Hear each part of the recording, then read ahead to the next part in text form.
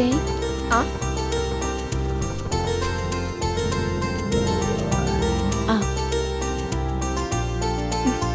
എന്താ സ്നേഹ, സർപ്രൈസ് ആയിരിക്കുന്നല്ലോ ഈ വരവ്. അത് പിന്നെ ഹൈക്കോർട്ടിലൊരു കേസുമായി ബന്ധപ്പെട്ട് വന്നതാ ഞാൻ. അപ്പോ നിന്നെ കൂടെ ഒന്ന് കണ്ടിട്ട് പോവാന്ന് കരുതി. പിന്നെ പുതിയ വീട്ടിലൊക്കെ വന്നിട്ട് എന്തൊക്കെയുണ്ട് വിശേഷങ്ങൾ? അതൊക്കെ പറയാം, നീ വാ വാ.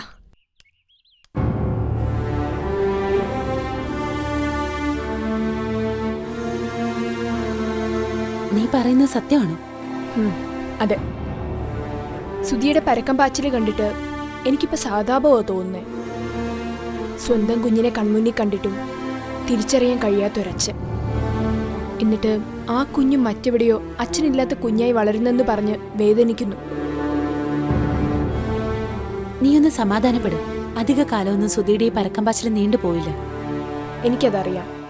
അതല്ലേ എല്ലാ സ്വാതന്ത്ര്യവും സുധിക്ക് ഞാൻ കൊടുത്തത്. അന്വേഷിക്കട്ടെ. ഇനി ഇതിന്റെ പേരിൽ നാളെ ഒരു വീണ്ടു വിചാരം ഉണ്ടാവരുത്. എന്താ ഇപ്പൊ വിശ്വനാഥൻ സാറിന്റെ നിലപാട്? അർച്ചന ചെന്നൈയിൽ ഒരു കമ്പനി ജോലി ചെയ്യുന്നുണ്ടെന്നാ സുധിയുടെ അച്ഛൻ പറഞ്ഞിരിക്കുന്നത്. അത് സുധി അടക്കി നിർത്താൻ പറഞ്ഞതാവും. അതും കേട്ട് ശബരിയെ സുധി അങ്ങോട്ട് പറഞ്ഞയച്ചു. കഷ്ടം. ചെന്നൈ പോലൊരു മഹാനഗരത്തിൽ ചെന്നിട്ട് ശബരി എന്ത് ചെയ്യാനാ? ചെല്ലട്ടെ, അപ്പൊ ഈ ആവേശമൊക്കെ താനേ അടങ്ങും. അർച്ചന ഒരു കാലത്തും സുധിയെ തേടി വരില്ല. സുധി അവളെ കണ്ടെത്താനും പോകുന്നില്ല. നീ ഇത് കണ്ട് ടെൻഷൻ ആവേണ്ട കാര്യമൊന്നുമില്ല. എനിക്കെന്ത് ടെൻഷനാ? പിന്നെ കുറച്ച് വിഷമമുണ്ട്. സിംഗപ്പൂരിൽ നിന്ന് വന്നപ്പോൾ സുധിയിൽ കുറച്ച് മാറ്റമൊക്കെ കണ്ടു തുടങ്ങിയതാ. ശബരിയുടെ ഇടപെടലോടെ അത് താളം തെറ്റി. സുധി മദ്യപിച്ച് കയറി വരുത് എന്ന പ്രാർത്ഥന മാത്രമേ എനിക്കുള്ളൂ.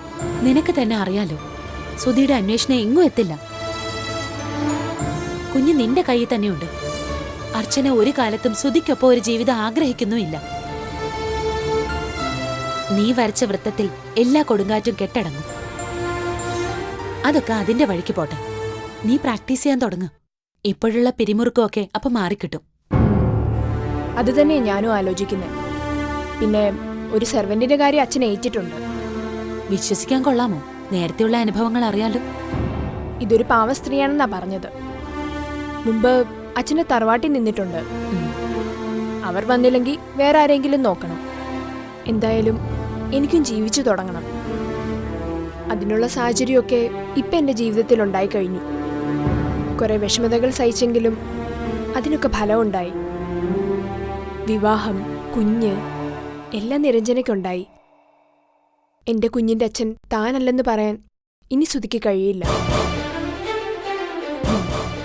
ഇനി എനിക്ക് എൻ്റെ പ്രൊഫഷനിലേക്ക് തിരിയണം. ശക്തമായി തിരിച്ചു വരണം. അഡ്വക്കേറ്റ് നിരഞ്ജന ഉണ്ണിത്താന്.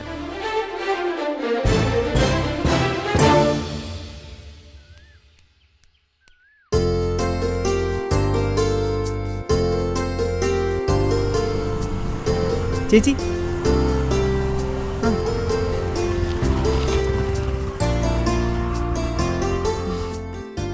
ഇന്ന് അർച്ചനേച്ചി തനിച്ചാണല്ലോ. ഡേസി മാഡം ഇന്ന് ലീവില്ല. പിന്നെ വീട്ടിൽ എന്തൊക്കെയുണ്ട് വിശേഷങ്ങൾ? അവിടെ പറയത്തക്ക വിശേഷങ്ങളൊന്നുമില്ല. വിഷ്ണുവിന്റെ അമ്മയ്ക്ക് എങ്ങനെയുണ്ട്? ഇന്നലെ ഹോസ്പിറ്റലിൽ കൊണ്ടുപോയി. വീണ്ടും ഡയാലിസിസ് ചെയ്തു. അതിൻ്റെ ക്ഷീണത്തിലാണ് അമ്മ. ഹോസ്പിറ്റലിൽ കിടക്കാൻ പറഞ്ഞതാ. വീട്ടിലേക്ക് പോകണമെന്ന് പറഞ്ഞ് നിർബന്ധം പിടിച്ചാ പിന്നെ എന്താ ചെയ്യാ? അമ്മയുടെ കൂടെ ഹോസ്പിറ്റലിൽ നിൽക്കാൻ വിഷ്ണു അല്ലാതെ വേറെ ആരാ ഉള്ളത്? അതുകൊണ്ടാവും വീട്ടിലേക്ക് പോകണമെന്ന് അമ്മ പറയുന്നത്. എത്രയും പെട്ടെന്ന് തന്നെ വിഷ്ണു ഒരു കല്യാണം കഴിക്കണം. അമ്മ ഇറങ്ങാൻ നേരത്തും അതേപ്പറ്റി പറഞ്ഞതേ ഉള്ളൂ. ഇപ്പോൾ അതെ അർച്ചനേച്ചി അത് തന്നെ പറയുന്നു. അപ്പോൾ ഞങ്ങൾ രണ്ടാളും പറയുന്നത് ശരിയാണെന്ന് വിഷ്ണുവിന് തോന്നുന്നില്ലേ? അമ്മയ്ക്ക് സുഖമില്ലാതിരിക്കുന്ന ഈ സമയത്താ വീട്ടിലൊരു പെണ്ണിന്റെ ആവശ്യം. ആവശ്യമൊക്കെ തന്നെയാ. പക്ഷേ കല്യാണം കഴിച്ചുകൊണ്ടിരുന്ന പെണ്ണിന് അമ്മ ഒരു ബാധ്യത ആവരുത്. അക്കാര്യത്തിൽ എനിക്ക് ടെൻഷനുള്ളൂ. അങ്ങനെയൊന്നും വിചാരിക്കേണ്ട വിഷ്ണു. ഭർത്താവിന്റെ അമ്മയെ നോക്കുന്നത് പെൺകുട്ടികൾക്കൊരു ബാധ്യതയൊന്നുമല്ല. പിന്നെ ചില പെൺകുട്ടികൾ അതിലൊക്കെ ബുദ്ധിമുട്ട് പ്രകടിപ്പിക്കും. വിഷ്ണുവിന് എന്തായാലും അക്കാര്യത്തിൽ ടെൻഷനൊന്നും ഉണ്ടാവില്ല. എങ്കിൽ അർച്ചനേച്ചി എന്നെ നല്ലൊരു പെൺകുട്ടിയെ കണ്ടുപിടിച്ചതാണ്. ആ, ഞാനൊന്ന് നോക്കട്ടെ വിഷ്ണുവിന് പറ്റിയൊരു പെൺകുട്ടിയെ കണ്ടുപിടിക്കാൻ പറ്റുമോന്ന്. ആ പിന്നെ വൈകിട്ട് ഞാൻ വിഷ്ണുവിന്റെ വീട്ടിലേക്ക് വരുന്നുണ്ട്. അമ്മയൊന്ന് കാണണം. അർച്ചനേച്ചി മുമ്പൊരിക്കൽ വരാന്ന് പറഞ്ഞിട്ട് വന്നില്ല. അന്ന് അമ്മയോട് ഞാൻ പറയുകയും ചെയ്തു. ഇന്ന് ഞാൻ വരും, അത് ഉറപ്പിച്ചു.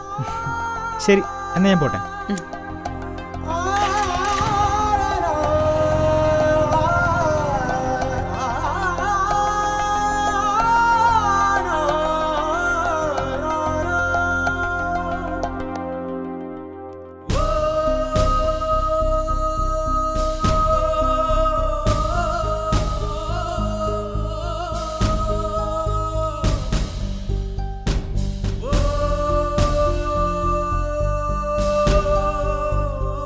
സുധി, മൂർത്തി സാർ ഇങ്ങോട്ട് വിളിച്ചു. എനിക്ക് വലിയ അതിശയം തോന്നി. തിങ്കളാഴ്ച ഓഫീസിലേക്ക് ചെന്ന് കാണാനാ പറഞ്ഞത്.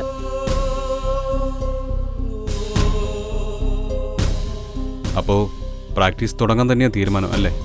എന്താ സുധി അങ്ങനെ ചോദിച്ചേ? ഞാനിത് പറയുകയും സുധി അത് സമ്മതിക്കുകയും ചെയ്ത കാര്യമല്ലേ? ഈയിടെയായി പറയുന്നതും പ്രവർത്തിക്കുന്നതും എന്താണെന്നുള്ള ബോധം പോലും സുധിക്കില്ല. എന്ന് വെച്ചാൽ എനിക്ക് മെന്റൽ പ്രോബ്ലം ഉണ്ടെന്നല്ലേ? സുധി സംസാരത്തിന്റെ വഴി തിരിച്ചു വിടരുത്. ഞാൻ അങ്ങനെ ഉദ്ദേശിച്ചല്ല പറഞ്ഞത്. ഇങ്ങോട്ട് വരുമ്പം നമ്മൾ പ്ലാൻ ചെയ്തത് എന്താ? സുധി അതൊക്കെ മറന്നോ? അത് മാത്രമേ ഞാൻ സൂചിപ്പിച്ചുള്ളൂ. വിശ്വസിക്കാൻ കൊള്ളാവുന്ന ഒരു സെർവന്റിനെ കിട്ടാതെ നിരഞ്ജന എങ്ങനെ പുറത്തു പോകുന്നേ ഞാൻ ചോദിച്ചുള്ളൂ. കോടതിയിൽ പോയാൽ മാത്രം പോരല്ലോ, കേസ് റെഫർ ചെയ്യണം, നോട്ട് കുറിച്ച് വെക്കണം. ഈ സമയത്തൊക്കെ കുഞ്ഞിന്റെ കാര്യം ആര് നോക്കുമെന്നാ? അപ്പോ സുധി മോനിൽ നിന്ന് അത്ര ദൂരത്തേക്ക് അകന്നു അല്ലേ? കുഞ്ഞിനെ നോക്കി ഞാൻ വീട്ടിലിരിക്കണമെന്നാണോ നിരഞ്ജന പറയുന്നത്? സുധി എന്താ ഇങ്ങനെയൊക്കെ പറയുന്നേ? അത് പിന്നെ കുഞ്ഞിനെ ഡേ കെയറിലൊന്നും കൊണ്ടുവിടാൻ പറ്റില്ല. ഓരോ വാർത്തകൾ നമ്മൾ കേൾക്കുന്നതല്ലേ. പിന്നെ നമുക്ക് എന്ത് സൊല്യൂഷനാ ഉള്ളത്?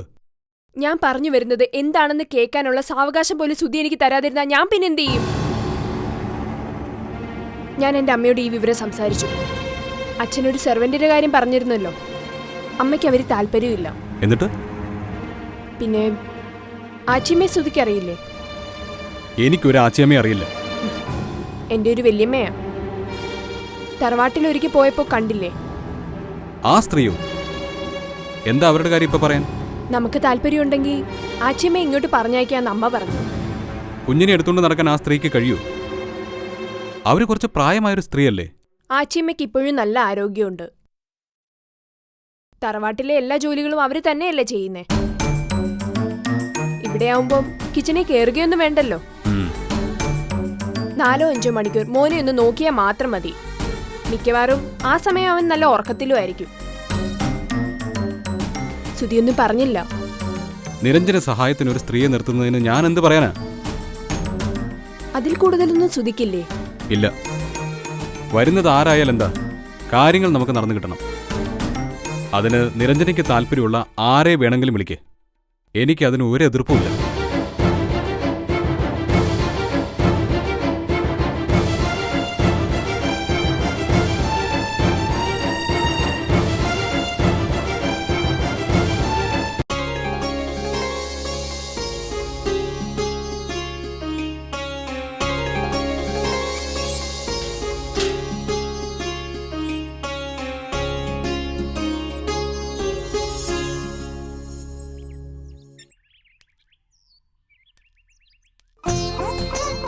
ചേച്ചി പറഞ്ഞു പറ്റിക്കാതെ ഇന്നെങ്കിലും വന്നല്ലോ.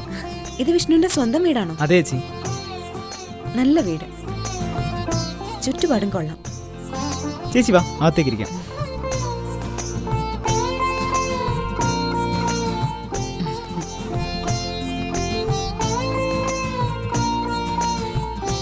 ഇതാണ് അമ്മ അർച്ചന ചേച്ചി. സുഖല്ലേ അമ്മേ? ഞാൻ അകത്ത് കിടക്കുകയായിരുന്നു. മോള് വരുന്ന കാര്യം ഇവനിവിടെ പറഞ്ഞിരുന്നു. നീ ഇരിക്കും മോളെ. ഇരിക്കേച്ചി.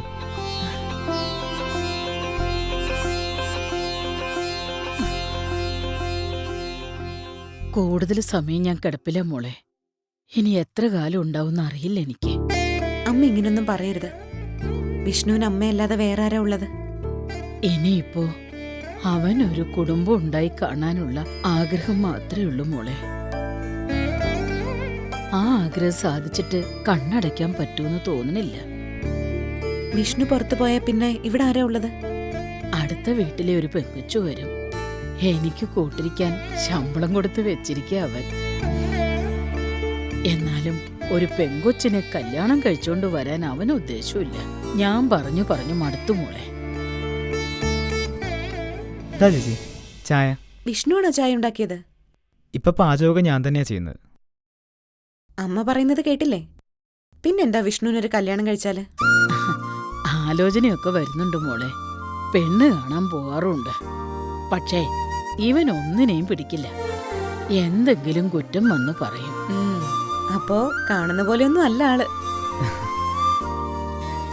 ചേച്ചി കരുതുന്ന പോലെ സൗന്ദര്യം പോരാഞ്ഞിട്ടൊന്നുമല്ല. എൻ്റെ വീടുമായി യോജിച്ചു പോകാൻ കഴിയുന്ന പെണ്ണിനെയാണ് എനിക്ക് വേണ്ടത്. അത് പിന്നെ പെങ്കൊച്ചുങ്ങളുടെ മനസ്സ് ചൂഴ്ന്നു നോക്കാൻ പറ്റുമോ മോളെ? ഒരു പെൺകുട്ടിയെ കാണുമ്പോൾ തന്നെ അവളുടെ സ്വഭാവം മനസ്സിലാക്കാൻ എനിക്ക് കഴിയും. അതിന് വലിയ പഠിപ്പൊന്നും വേണ്ട. ഇവനോട് തർക്കിച്ച് ജയിക്കാൻ പറ്റില്ല. ഒരു ദിവസം രാവിലെ ഇവൻ വന്ന് വിളിക്കുമ്പോ എന്റെ ശവമായിരിക്കും കാണുക. അമ്മ അങ്ങനൊന്നും പറയരുത്. പറയുന്നതാണോ മോളെ? ഇവൻ പറയിപ്പിക്കുന്നതല്ലേ. വിഷ്ണുവിന്റെ വിവാഹം നമുക്ക് ഉടനെ നടത്താം അമ്മേ. മോളുടെ അറിവി വല്ല പെൺകുട്ടികളും ഉണ്ടോ? അർച്ചന ചേച്ചിക്ക് 2 അനിയത്തിമാരുണ്ട്. എന്താ നോക്കുന്നു? ആര് വന്നാലും അമ്മയുടെ പറച്ചിലിതാ. അമ്മയുടെ ഏറ്റവും വലിയ ആഗ്രഹം ഇതൊന്നു മാത്രം. അത് വിഷ്ണു ഒന്ന് മനസ്സിലാക്കണം. എനിക്ക് എത്ര വരെ ആയുസ്സുണ്ടാവുമെന്ന് അവന് നന്നായിട്ടറിയാം. എന്നിട്ടാ അവൻ എന്നെ ഇങ്ങനെ സങ്കടപ്പെടുത്തുന്നത്. ഒന്ന് നിർത്തമ്മേ. വീട്ടിലൊരു ഗസ്റ്റ് വന്നാൽ അവരുടെ മൂഡ് കളയരുത്. മോള് ചായ കുടിക്കേ. ആ. മോളെപ്പറ്റി പറയുമ്പോ ഇവന് 100 നാവാ. ഇവിടെ അടുത്ത് തന്നെയാ ഞാനും താമസിക്കുന്നത്. ഇടയ്ക്ക് ഇങ്ങോട്ട് വരാം അമ്മേ. എനിക്ക് വിശ്വസിക്കാൻ തോന്നില്ല. മോള് ഇങ്ങനെയൊക്കെ സംസാരിക്കുമ്പോ. ഞങ്ങളൊക്കെ പാവങ്ങളാ മോളെ. ഇതുപോലെ ഒരു കുടുംബമാ എന്റേതും.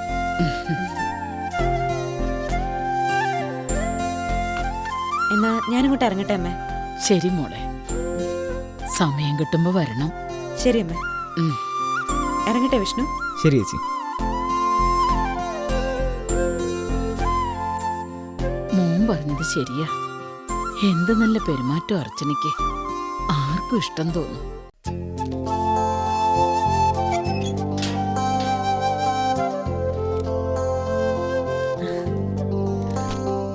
അർച്ചനെ, വിഷ്ണുവിന്റെ വീട്ടിൽ പോയിട്ട് എന്തുണ്ട് വിശേഷം? അവന്റെ അമ്മ ഡയാലിസിസ് കഴിഞ്ഞ് കിടക്കുക. അവർക്ക് തീരെ വയ്യ. വിഷ്ണു തന്നെയാ വീട്ടിലെ കാര്യങ്ങളൊക്കെ നോക്കുന്നത്. വിഷ്ണുവിന്റെ കാര്യത്തിൽ അർച്ചനയ്ക്ക് ഇപ്പൊ പ്രത്യേക താല്പര്യമാണല്ലോ. അത് പിന്നെ അവരും ഞങ്ങളെപ്പോലെ സാധാരണ കുടുംബമല്ലേ മാഡം. ഓ, അതുകൊണ്ടാണല്ലേ. ആ, പിന്നെ വേറൊരു വിശേഷം കൂടി ഉണ്ട് മാഡം. അതെന്താ വേറൊരു വിശേഷം? ഞാനും കൂടി അറിയട്ടെ. അവിടെ ചെന്നപ്പോ ആ അമ്മയ്ക്ക് പറയാനുള്ളത് വിഷ്ണുവിന്റെ കല്യാണത്തെക്കുറിച്ചാ. അവന് കല്യാണമായോ? കല്യാണം ആയില്ല, പക്ഷേ ആലോചനകളുണ്ട്.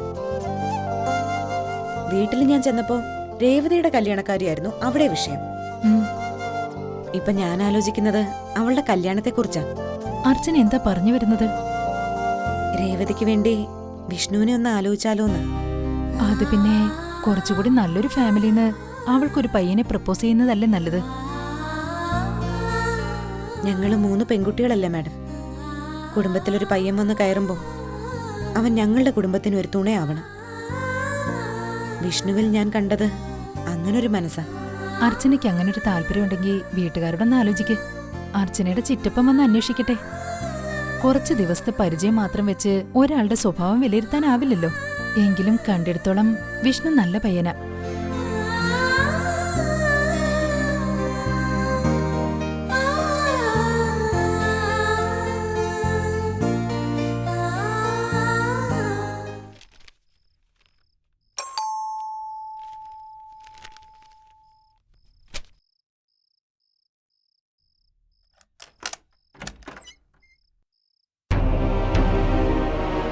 ഒന്ന് നിന്നേ. സുധി എന്താ ലേറ്റ് ആയത്? സുധി മദ്യപിച്ചിട്ടുണ്ടോ? ആ, കുറച്ച്. പിന്നെ നിരഞ്ജന എന്തിനാ എന്നെ പ്രതീക്ഷിച്ച് ഉറക്കൊഴിഞ്ഞ് കാത്തിരിക്കുന്നത്? പിന്നെ ഞാനെന്ത് ചെയ്യണം? അതുകൂടി പറയണം. എനിക്ക് വേണ്ടി കാത്തിരിക്കേണ്ട കാര്യമില്ല. വാതിൽ കുറ്റിയിടാതെ ചാരിയാ മാത്രം മതി. ഞാനത് ശീലിച്ചിട്ടില്ല. ഞാൻ കാരണം തനിക്കൊരു ബുദ്ധിമുട്ടുണ്ടാകരുതെന്ന് കരുതി മാത്രം ഞാൻ പറഞ്ഞതാ. സുധി, എനിക്കൊരു ബുദ്ധിമുട്ടും ഉണ്ടാക്കുന്നില്ല.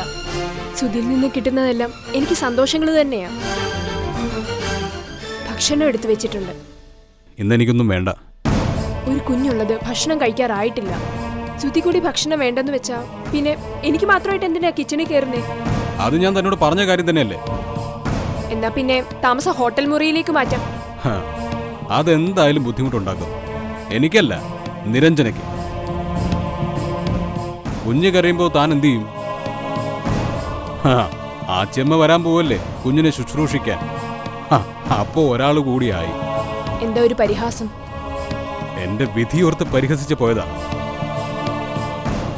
എന്റെ കുഞ്ഞ് അച്ഛനില്ലാത്ത കുഞ്ഞായി എവിടെയോ വളരുന്നു. ചിലപ്പോ ചെന്നൈയിൽ ഏതെങ്കിലും ചെറ്റക്കുടലിലായിരിക്കും. ഞാനോ അവിഹിത ബന്ധത്തിൽ പറഞ്ഞ ഏതോ ഒരു കുഞ്ഞിനെ ഏറ്റെടുത്ത് അവനെ വളർത്തുന്നു. അതെന്റെ വിധി. ചതി പറ്റിയപ്പോ എവിടെയോ ഒളിച്ച് താമസിച്ച് പ്രസവിച്ച് കഴിഞ്ഞ ഉടൻ കുഞ്ഞിനെ പള്ളിത്തൊട്ടിയിൽ നിഷ്കരണം ഉപേക്ഷിച്ച് കളഞ്ഞ ഏതോ ഒരമ്മ. എന്നാലെന്ത്, ആ കുഞ്ഞ് ഭാഗ്യമുള്ളവനാ. സർവ്വ സൗഭാഗ്യങ്ങളും അതിന്റെ നെറ്റിയിലല്ലേ എഴുതി വെച്ചിരിക്കുന്നത്. പള്ളിത്തൊട്ടിയിൽ നിന്ന് അവൻ ഉയർത്തപ്പെട്ടത് എവിടേക്കാ? ജസ്റ്റിസ് മാധവൻ ഉണ്ണിത്താന്റെ മകളുടെ കയ്യിൽ. ഭാഗ്യമെന്ന് പറഞ്ഞ പോരാ, മഹാഭാഗ്യം. അതിന്റെ അച്ഛനും അമ്മയ്ക്കും കൊടുക്കാൻ കഴിയാത്ത സുഖസൗകര്യങ്ങളുടെ കൊട്ടാരത്തിൽ. ഇതൊക്കെയാണ് ഭാഗ്യം എന്ന് പറയുന്നത്. എന്റെ കൂടെ വളരേണ്ട എന്റെ കുഞ്ഞ് എവിടെയാണെന്നുകൂടെ എനിക്കറിയില്ല. ഒരു കോമാളിയുടെ വേഷം കെട്ടിയാടുന്ന ജന്മമായി പോയി എന്റേത്. അല്ലേ നിരഞ്ജന? അതിലെന്താ സംശയം? അതുകൊണ്ടല്ലേ എന്നെ സ്വീകരിക്കാൻ തന്നെ സുധി തയ്യാറായത്. ഈ പ്രത്യേകിച്ച് എന്ത് പറയാനിരിക്കുന്നു?